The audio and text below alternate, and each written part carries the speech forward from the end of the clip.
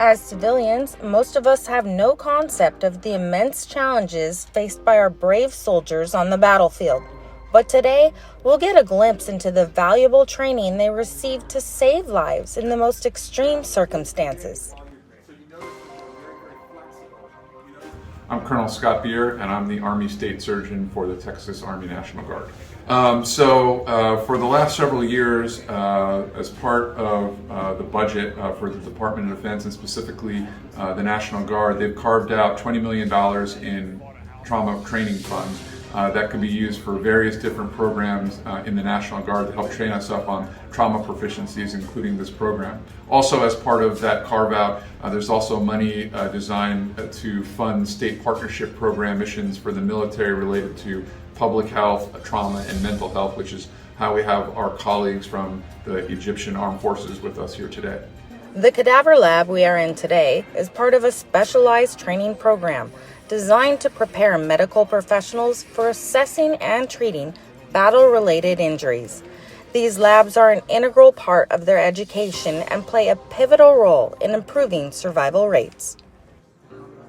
I'm Major Jennifer Urbina. I'm a PA, and I'm from New Mexico.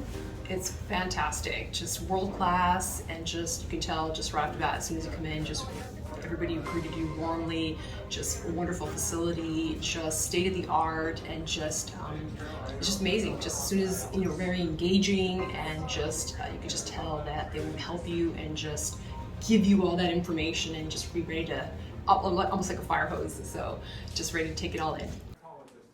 In this lab, students are exposed to realistic simulations of battlefield injuries. These cadavers have been specially prepared to mimic the conditions that medical professionals face in combat zones. From gunshot wounds to shrapnel injuries and traumatic amputations, they encounter it all, giving them a taste of what they might face on the front line. Hey, good afternoon. My name is Donald Koziak. I'm an emergency medicine physician. I'm a colonel with the South Dakota Army National Guard, and I serve as the state surgeon.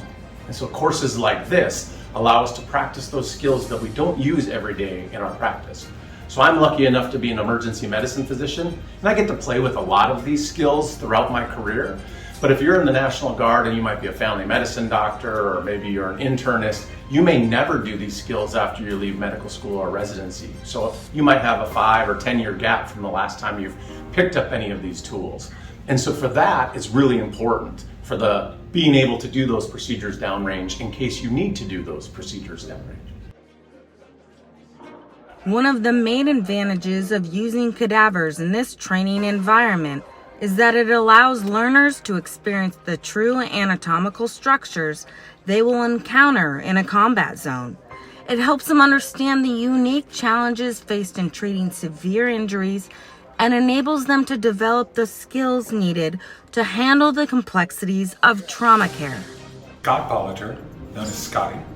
I work for the Center for Emergency Health Sciences. I'm the chair of this division. It's great that the Guard is in our facility right now. It's important for us to be able to bridge between one war and another, or between one deployment and another. What's interesting is that after deployment, our skills begin to decay. As those skills decay, we have trouble. And then when we head to another deployment or another opportunity, our skills in their decayed fashion aren't helping anybody. So we practice and practice until we're skilled again at the top. And then we're headed back down toward that deployment ending. What we need to do is make a bridge between that last deployment and the next deployment. A lab like this, with the skills that are going on right now, put a bridge between your last and your next, and they allow you to keep fresh with all of your high-value, low-frequency skills. So it's awesome that you guys are here. While many might find this setting unsettling, it's essential to understand that this training plays a key role in bridging the gap between theory and practice. The learners here are highly motivated, driven by the desire to provide the best possible care for our soldiers.